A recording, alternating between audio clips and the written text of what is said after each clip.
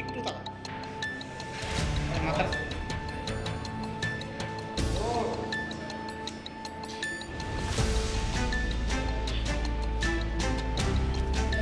একটু চৌলটি কমাতো না চৌলটি কমাতো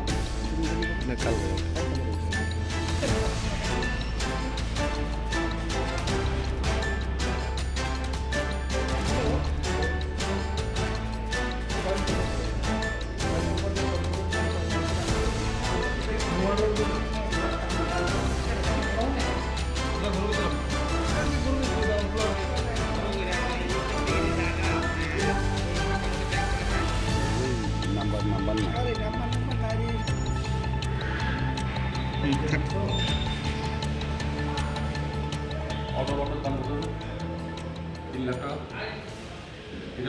গতকাল 11/7/2023 রাত্রে সন্ধ্যা রাত্রবেলা আমাদের কাছে খবর আসে যে দুটা গ্রুপ ড্রাগস পেডলারের মধ্যে ড্রাগস নিয়ে ওরা ড্রাগস ডিলিং করবে অভয়নগর নজরুল স্মৃতি বিদ্যালয়ের সামনে। সেই অনুযায়ী আমরা আমাদের এসডিপি ম্যাডাম সহ আমরা অভয়নগর থানার ওসি সহ আমরা উৎপদে থাকি এবং লক্ষ্য করি যে রাত্রে 10টা নাগাদ ওই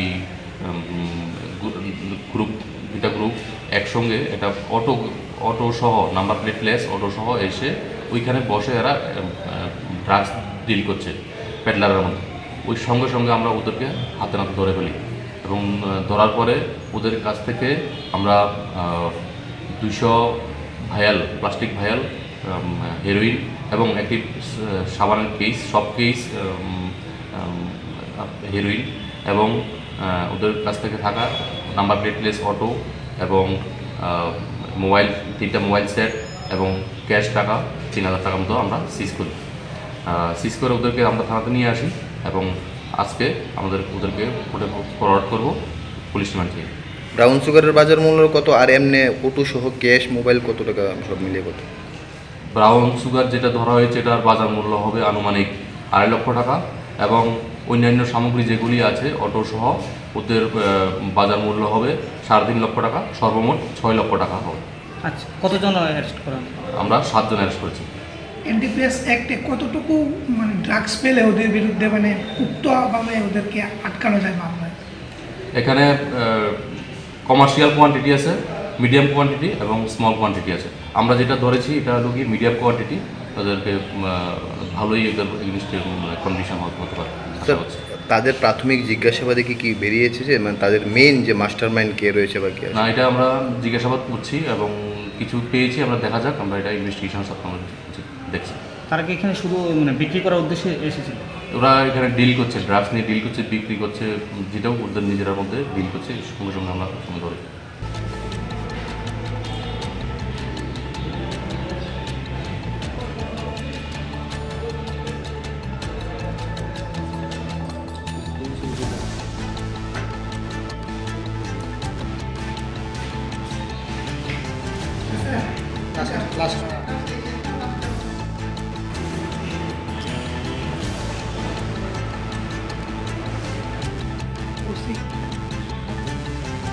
সুশান্ত ওই মাথা ঢোকার আছে, মাথাটা দিকে